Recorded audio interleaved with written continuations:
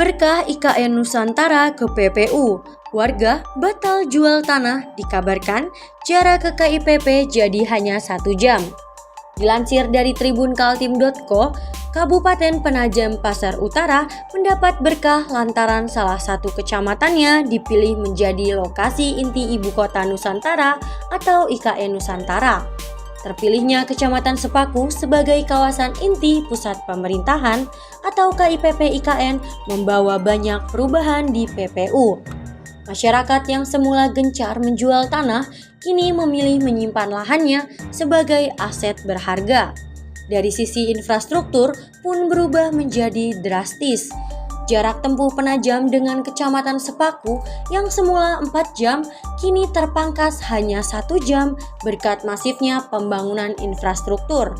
Kapolres PPU AKBP Hendrik Eka Bahalwan mengatakan banyak yang berubah dengan adanya IKN di PPU, terutama infrastruktur dan keadaan sosial masyarakat lokal. Yang paling mendasar dirasakan Kapolres, yakni banyaknya plang tanah dijual di sepanjang jalan menuju IKN. Namun, saat ini plang tersebut satu persatu mulai jarang ditemukan.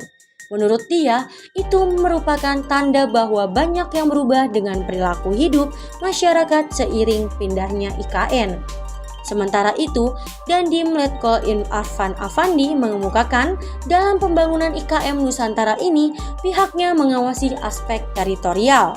Ia juga tak menampik banyaknya perubahan yang dirasakan dengan pindahnya IKN Nusantara. Dia mengatakan sebelum IKN pindah ke Sepaku, jarak tempuh di antara Penajam dan Sepaku membutuhkan waktu kurang lebih selama 4 jam. Namun, saat ini pembangunan sudah masif, terutama untuk pembangunan jalan sehingga hanya butuh waktu kurang lebih 1 jam untuk sampai ke Sepaku.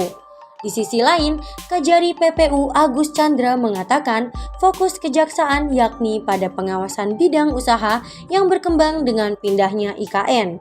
Menurutnya, marak investasi yang masuk saat ini baik ke IKN maupun ke wilayah dekatnya yakni PPU. Pemerintah pusat juga telah memberikan instruksi agar mempermudah investasi yang akan masuk ke PPU. Kejaksaan dalam hal ini memberikan kepastian hukum terhadap para investor yang akan masuk ke PPU.